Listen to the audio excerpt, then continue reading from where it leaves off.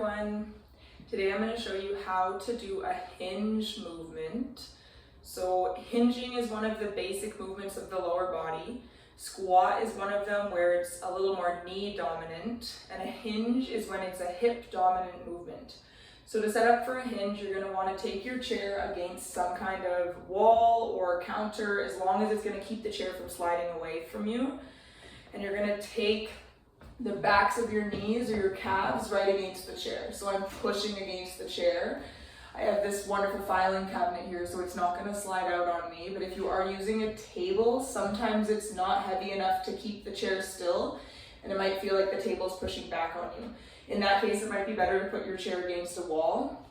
So for a hinge movement, we take the backs of our the backs of our calves, I should say, right against the chair. And we want the chair to be just tall enough that our knee can be just above the chair.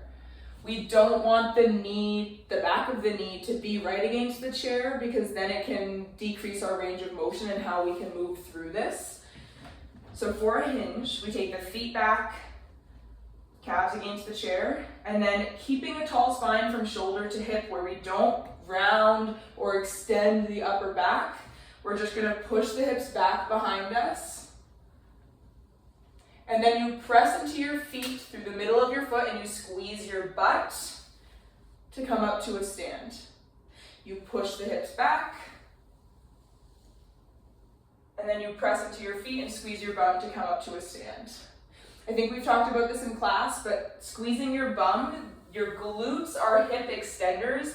So this is a flexed hip, it's closed. If I squeeze my bum, I'm extending my hip now, so the hip is opening up.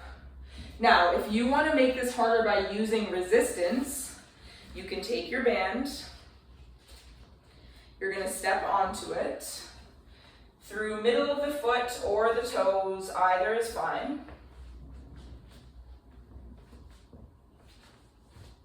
Make sure that you have enough room on the band to hold the sides.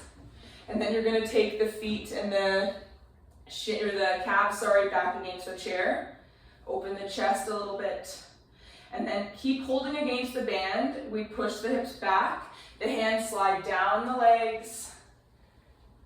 And then there's no tension now, so I'm going to squeeze my bum and work against the tension to come up. Now I'll show that one more time. If I'm holding the end of the band, so just at the end, hips go back. I've now lost tension here. I go down just a little bit more, and then I squeeze my bum to come up. If I need more tension, the best way to do it is to push the hips back, and then reach down your band, and grab a little further down, and then we squeeze the bum and come up tall. And now I'm working against resistance the entire time. And that's going to be a hinging movement. So give a couple a try. Do maybe 10 or 15, see how it feels. When you finish the movement, the last 2 reps should feel somewhat challenging, and the work should feel like it's in the back of the body, the glutes and the hamstrings. We don't want to feel this through the low back.